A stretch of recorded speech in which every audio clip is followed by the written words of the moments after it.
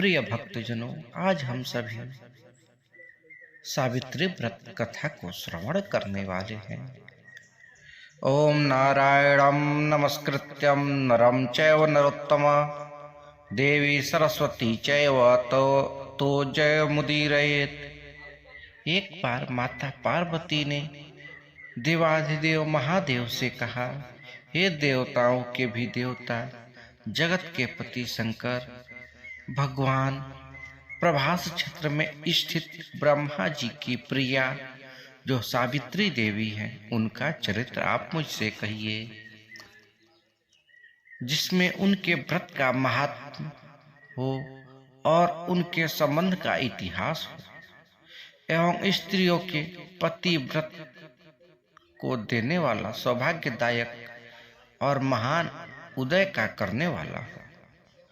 तब भगवान शंकर ने कहा, हे देवी, प्रभास क्षेत्र में स्थित सावित्री के असाधारण चरित्र को मैं तुमसे कहता हूँ।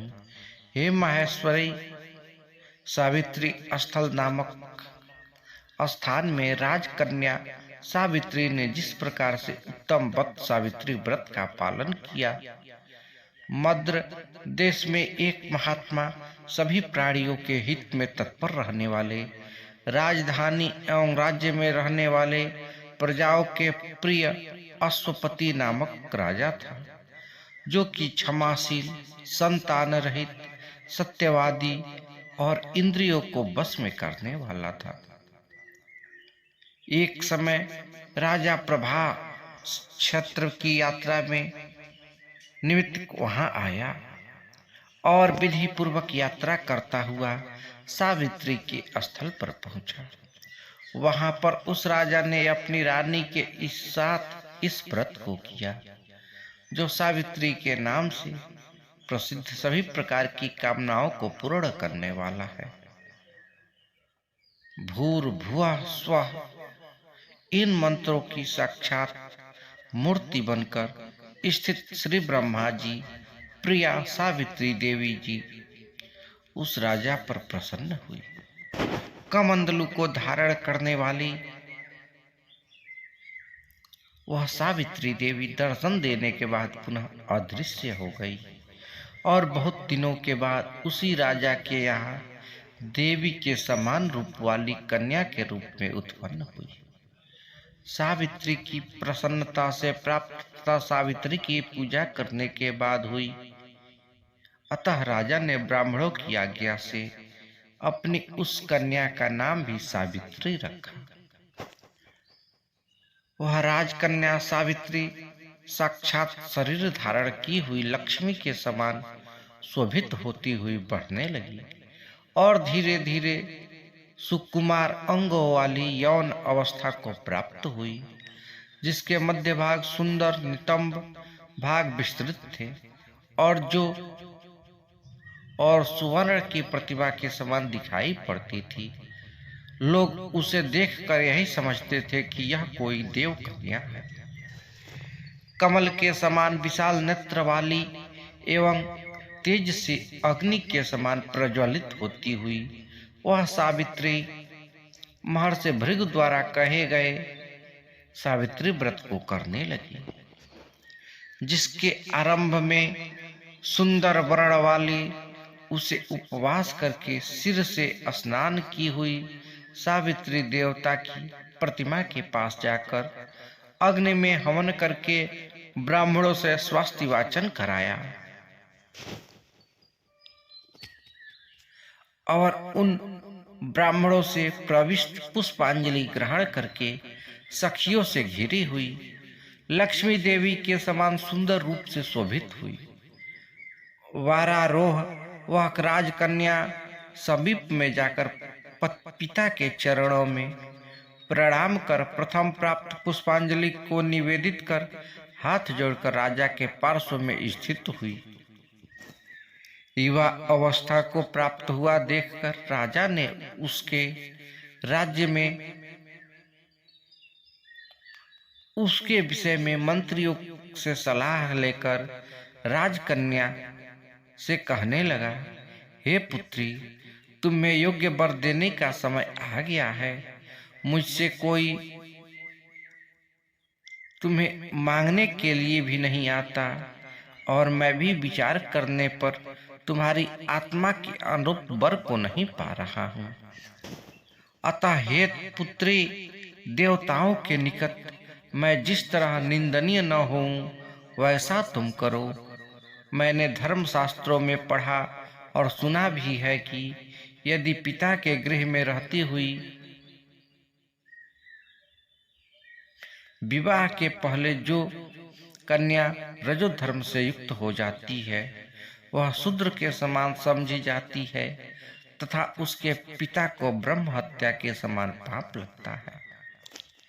इसलिए हे पुत्री, मैं तुम्हें भेज रहा हूं कि तुम स्वयं अपने योग्य वर को ढूंढ लो। वृद्ध मंत्रियों के साथ शीघ्र जाओ और मेरी बात को मानो। इसके बाद जैसे कहते हैं वैसा ही होगा। ऐसा कहकर सावित्री घर से निकलकर राजऋषि के रम्य तपोवन की ओर चल पड़े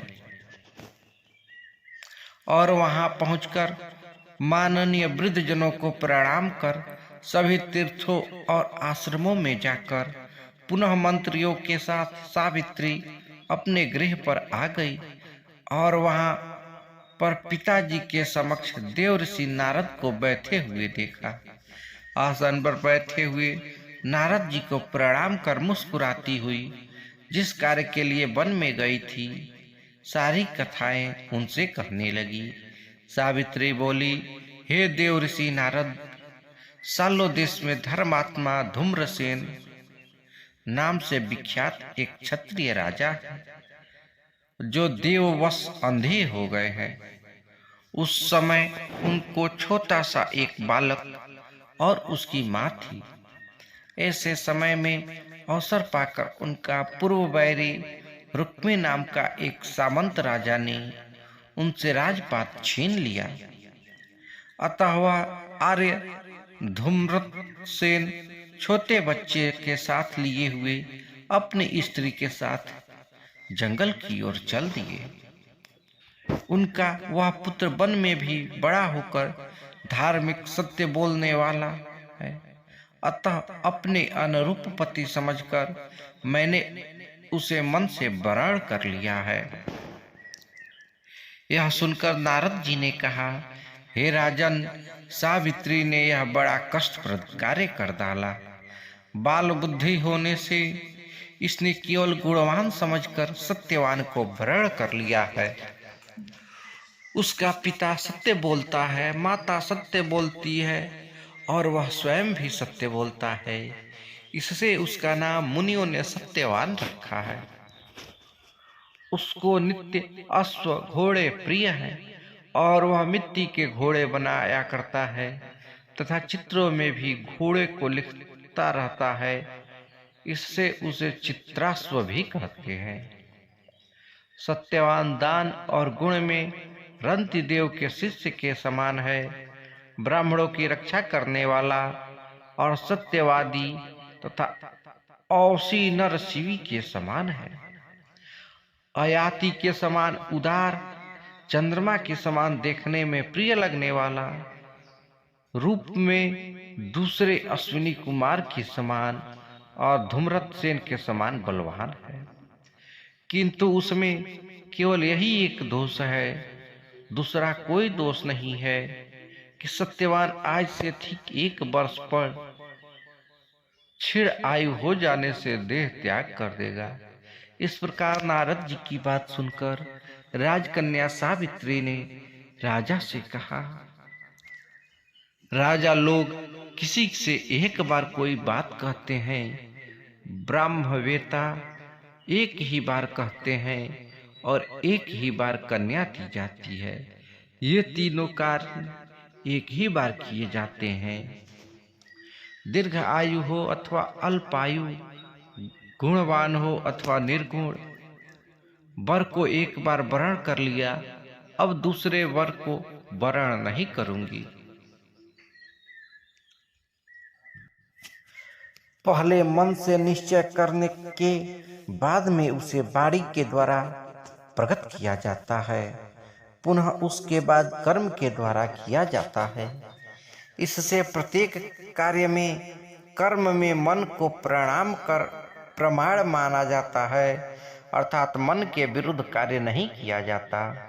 नारद जी ने कहा, हे राजन, यदि आपको इष्ट हो तो अपनी पुत्री सावित्री के कन्यादान निर्विघ्नता के साथ शीघ्र कर डालिए। ऐसा कहकर नारद जी आकाश मार्ग से स्वर्गलोक चले गए। उसके बाद राजा ने भी शुभ मुहूर्त के समीपवर्ती वेदों के परागामी ब्राह्मणों के द्वारा पुत्री सावित्री का विवाह संबंधी सभी कार्य संपन्न किया और तन्वंगी सावित्री भी मनोभिलषित एवं सत्यवान पति को पाकर ऐसा प्रसन्न हुई जैसे कोई पुण्यवान पुरुष स्वर्ग को पाकर प्रसन्न होता है। पुनः शिव जी पार्वती से कहते हैं, हे पार्वती, इस प्रकार उस आश्रम में उस समय हुए उन के साथ कुछ समय व्यतीत हो गया। उस समय केवल एक भार्या सावित्री ही ऐसी थी कि जिसके चित्त में रात दिन जो नारद जी की कही हुई बात थी उसकी याद बनी रहती थी। उसके बाद बहुत दिन बीत जाने पर वह समय मरण का काल आ गया कि जिसमें सत्यवान को मरना था। अतः सावित्री नारद की कही हुई मरण तिथि को हृदय में गिनती हुई ज्येष्ठ मास के शुक्ल पक्ष के द्वादशी तिथि को सायंकाल में आज से चौथे दिन मेरे पति को मरना चाहिए, यह सोचकर 3 रात्रि तक निराहार व्रत करने का उद्देश्य रखकर रात दिन आश्रम में स्थिर रूप में रहने लगी। इसके बाद 3 रात्रि बीत जाने पर प्रातः काल स्नान कर देवताओं को तर्पण करने के बाद चारुहासिनी सावित्री ने सास ससुर का पाद वंदना किया। इसके बाद जब कुल्हाड़ी को लेकर सत्यवान जंगल की ओर चला, जब जाते हुए अपने पति के पीछे पीछे सावित्री भी चली। वन में पहुंचकर सत्यवान जल्दी से फल, पुष्प, समिधा, कूश तथा सूखी लकड़ी को इकट्ठा कर ले जाने योग्य भार बनाने लगा।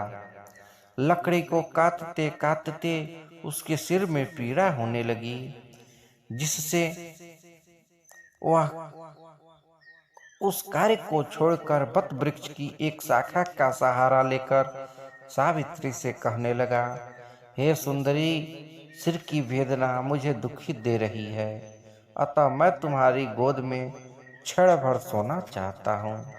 सावित्री ने दुखित होकर कहा, हे महाबाहो, आप विश्राम करें, पीछे हम श्रम को दूर करने वाले आश्रम को चलेंगे। जैसे ही पृथ्वी पर बैठे हुए सावित्री ने सत्यवान के सिर को अपनी गोद में रखा, वैसे ही उसने कृष्ण मिश्रित पिंगल वर्ण वाले किरीटधारी पीत वस्त्र पहने हुए साक्षात सूर्य के समान उदित हुए पुरुष को देखा। उसे देखकर सावित्री प्रणाम कर मधुर वचन से उससे कहने लगी, आप देवताओं और दैत्यों में से कौन है जो मुझे धर्मच्युत करने के लिए आए हैं? मुझे अपने धर्म से अच्युत करने में के लिए कोई सामर्थ्य नहीं है, क्योंकि हे पुरुष श्रेष्ठ, मुझे धधकती आग की लपट के समान ही समझिए। यमराज ने कहा, मैं सब प्राणियों के लिए भयंकर कर्मानुसार उनका उचित दंड देने वाला यम हूँ। सो हे पतिव्रता सावित्री, समीप में पड़े हुए तुम्हारे इस पति की आयु समाप्त हो गई है, इसे यमदूत पकड़कर नहीं ले जा सकेंगे, इसलिए मैं स्वयं आया हूँ। ऐसा कहकर पास को लिए हुए यमराज सत्यवान के शरीर से अंगुष्ठ मात्र शरीर वाले पुरुष जीवात्मा को बलपूर्वक निकाल लिया। इसके बाद पितृगण से सेवित यमपुरी के मार्ग की ओर चलना शुरू किया तो वारारोह सावित्री भी उनके पीछे पीछे चलने लगी। यम ने पतिव्रता होने के नाते चलने में न थकती हुई उससे कहा, हे सावित्री, एक मुहूर्त हुआ तुम यहाँ तक मेरे साथ आ गई, अब लौट जाओ। हे विशाल नेत्र वाली, कोई जीव बिना आयु समाप्त हुए इस यमपुरी के मार्ग पर नहीं आ सकता। सावित्री ने कहा, आपके जैसे विशिष्ट पुरुष के साथ पति का अनुगमन करती हुई मुझे कभी भी शर्म या ग्लानि नहीं हो सकती। सज्जनों की गति एकमात्र सज्जन ही है, दूसरा नहीं। इस प्रकार स्त्रियों की गति उसका पति, वर्ण आश्रम की गति वेद और शिष्यों की गति गुरु है। इस पृथ्वी तल में सब प्राणियों के साथ स्थान है, किंतु स्त्रियों के लिए तो एकमात्र पति को छोड़कर दूसरा कोई स्थान नहीं है। इस प्रकार से धर्म से भरे हुए सुंदर मधुर वाक्यों से सूर्यपुत्र यमराज ने प्रसन्न होकर सावित्री से यह बात कही। यमराज ने कहा, हे भामिनी, मैं तुमसे प्रसन्न हूँ, तुम्हारा कल्याण हो, तुम मुझसे वर मांगो।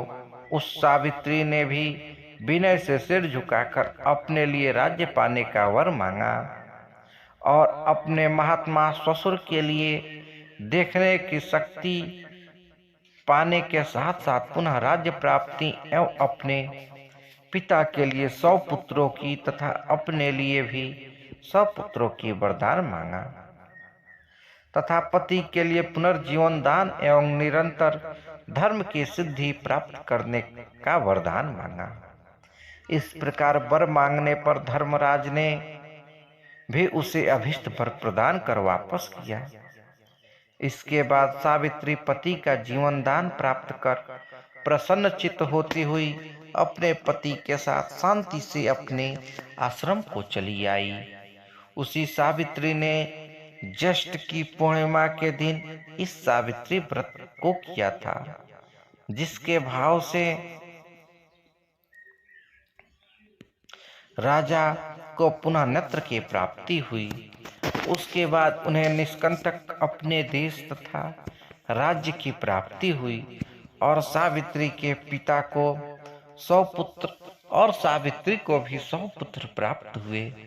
इस प्रकार सावित्री व्रत के संपूर्ण महात्म को मैंने सुना दिया। पार्वती ने कहा, हे देव, सावित्री के द्वारा किया हुआ वह महान व्रत किस प्रकार का है और उसको ज्येष्ठ मास में उसका विधान कैसे किया जाता है? हे विभो, उस व्रत के देवता कौन है, कौन कौन मंत्र है, क्या फल है? सो हे महेश, इस सनातन धर्म को विस्तार पूर्वक आप मुझसे कहिए।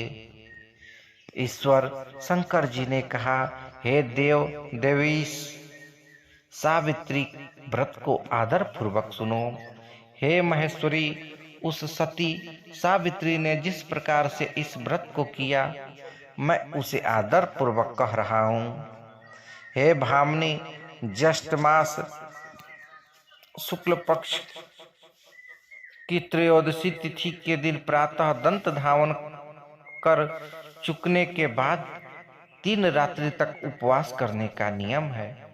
यदि व्रती आसक्त उपवास करने में असमर्थ हो तो जितेंद्रिय होकर त्रयोदशी की रात्रि में उपवास कर चतुर्दशी के दिन बिना मांगे प्राप्त हुए अन्न को ग्रहण करे तथा पूर्णिमा के दिन उपवास करे।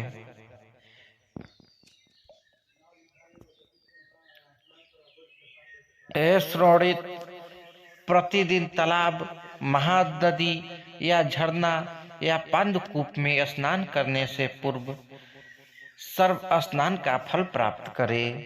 हे यशस्विनी, तथा अमावस्या के दिन उपवास करे। हे श्रोणित, प्रतिदिन तालाब, महानदी या झरना या पांडुकूप में स्नान करने से पूर्व सर्व स्नान फल प्राप्त करें। हे यशस्विनी, विशेष करके अमावस्या में सरसों और वृत्तिका मिश्रित जल से स्नान करना चाहिए। एक प्रस्त 64 रुपया अतने लायक पात्र में बालू भरकर अथवा यौ साली धान्य तिल आदि भरे, फिर 2 वस्त्रों के टुकड़े से व्यवस्थित बांस की डालियों में सब अवयवों को सुशोभित स्वर्ण या मिट्टी या काष्ठ की बनी हुई सावित्री की प्रतिमा को रखकर उसमें सावित्री के लिए 2 रक्त वस्त्र देवें और ब्रह्मा की प्रतिमा के लिए श्वेत वस्त्र देवें। इस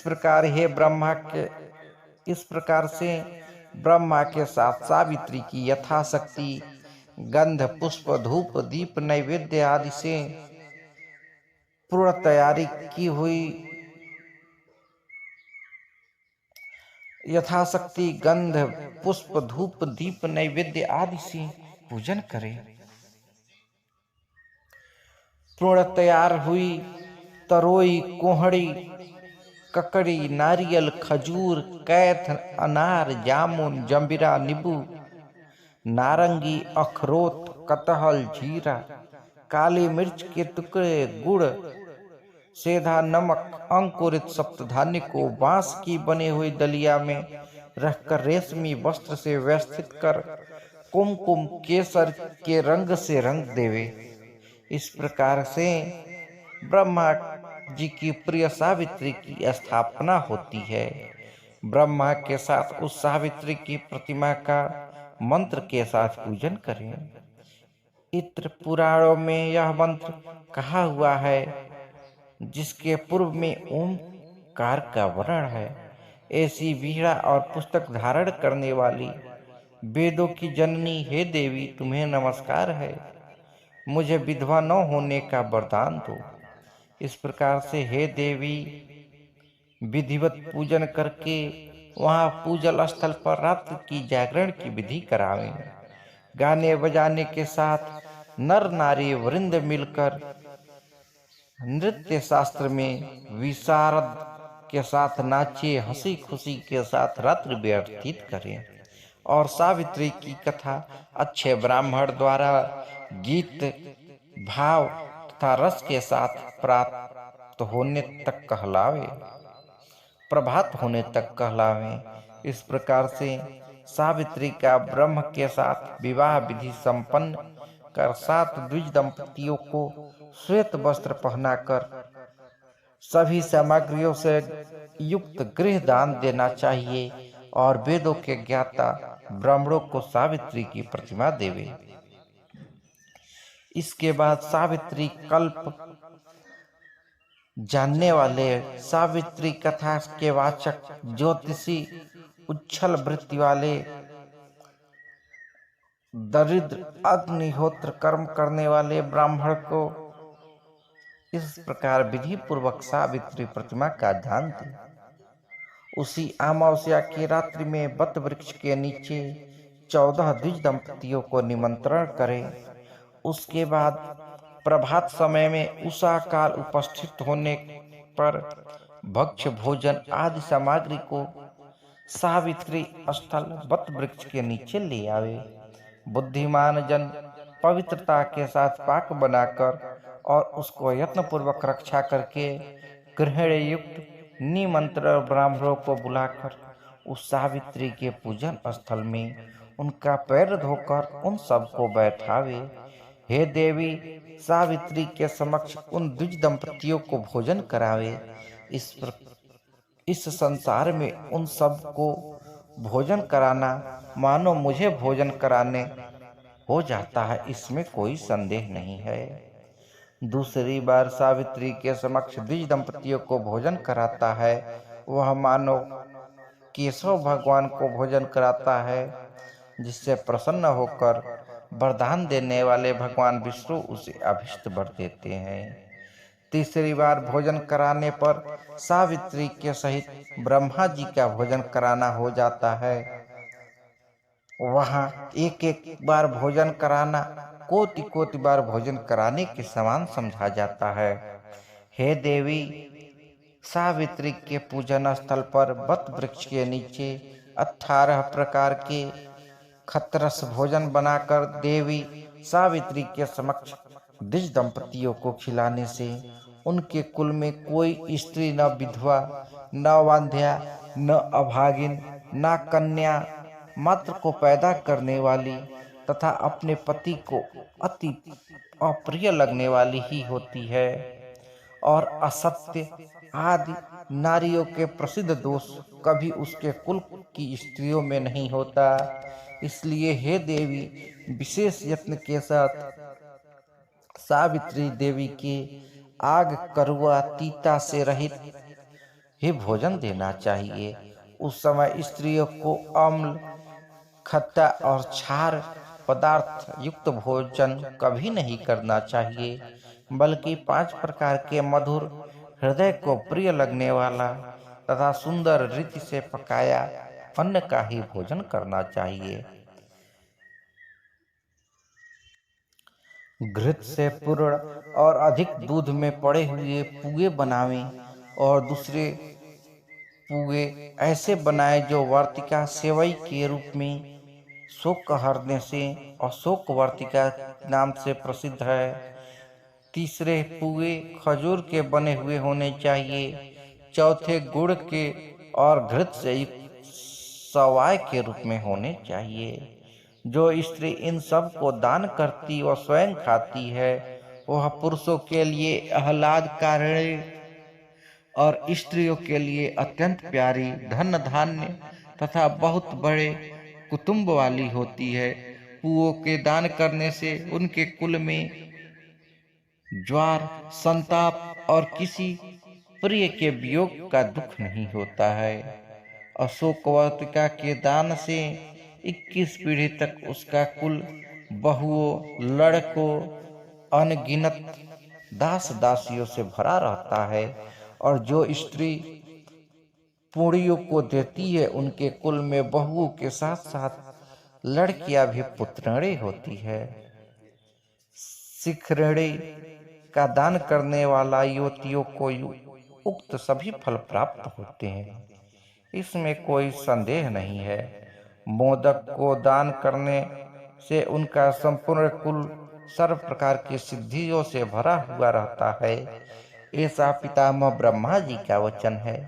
हे देवी, 8 वर्ष की गौरी कन्या को भोजन कराने से यह विशिष्ट फल प्राप्त होता है कि वह जन्म जन्म में सौभाग्यवती, पुत्रेणी, पतिव्रता, धन की वृद्धि से शोभित, सहस्त्रों को भोजन कराने वाली होती है।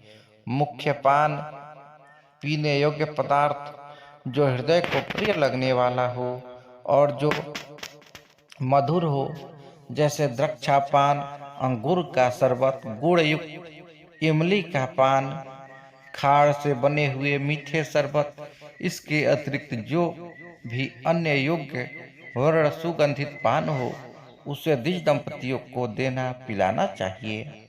विधि पूर्वक पूजन करके उन द्विज दंपतियों को वस्त्रादि पहनाकर कुमकुम आदि सुगंधित वस्तुओं का लेप शरीर में लगाकर फूल माला से अलंकृत कर गंध धूप से पूजन करके अंत में नारियल देना चाहिए।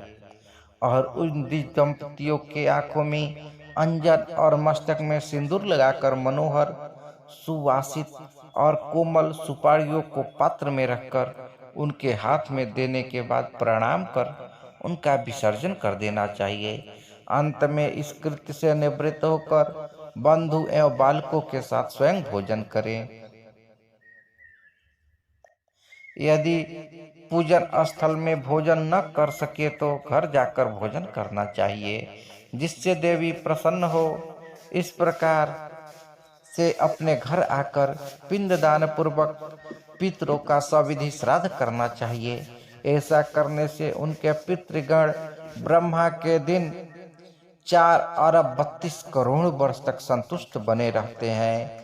तीर्थ में 8 गुना पुण्य अपने घर में दान देने से होता है, क्योंकि द्विज जातियों द्वारा किए हुए श्राद्ध को नीच जन नहीं देख पाते। अतः एकांत गृह में गुप्त रूप से पितरों का श्राद्ध करना चाहिए। नीच के देखने मात्र से वह श्राद्ध हत निष्फल हो जाने से पितरों को नहीं प्राप्त होता है। इसलिए जहाँ तक हो सके यत्नपूर्वक श्राद्ध को गुप्त रूप से करना चाहिए, क्योंकि पितरों को तृप्ति देने वाले ऐसे ही श्राद्ध को ब्रह्मा जी ने स्वयं बताया है। पूर्वोक्त गौरी का भोजन कराना आदि जो क्रियाएं हैं वे उत्सर्ग कहलाती है, और जो मनुष्यों को कीर्ति प्रदान करने वाली होने से राजसी कही जाती है। अपना हित चाहने वाले व्यक्ति को कहे कि ये दान सदा देने चाहिए। यदि सात्विक फल की चाहत हो तो श्राद्ध में विशेष रूप से इस प्रकार के दान देने चाहिए जैसे ऊपर कहा गया है। हे देवी, सावित्री व्रत का उद्यापन सभी प्रकार के पापों से छुटकारा पाने के लिए मनुष्य को अवश्य करना चाहिए। इसके करने से इच्छा या अनिच्छा से किया हुआ सभी पाप तत्क्षण नष्ट हो जाते हैं। जो लोग इस प्रकार से व्रत सावित्री की यात्रा करते हैं उनको इस लोक में सौभाग्य, धन धान, सुंदर स्त्रियां विविध रूपों से प्राप्त होती है। इस यात्रा का विधान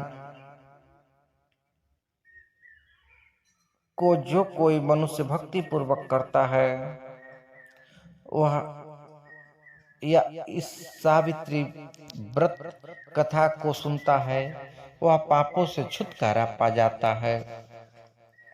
हे देवी, जो पुरुष ज्येष्ठ की अमावस्या के दिन विधि पूर्वक सावित्री के पूजन स्थल वट वृक्ष की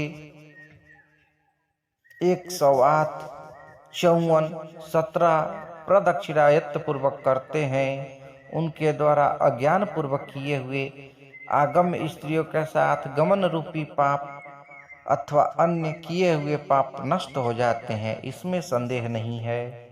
जो उक्त सावित्री स्थल वट वृक्ष के नीचे जाकर संध्या वंदन किया करते हैं और अपनी पत्नी के हाथ से लाए हुए पांडुकूप के जल से, सवर्ण की झाड़ी और मिट्टी की झाड़ी से, भागनी जल से आकर संध्योपासना करते हैं, उनके द्वारा 12 वर्षों तक संध्योपासना की हुई मानी जाती है।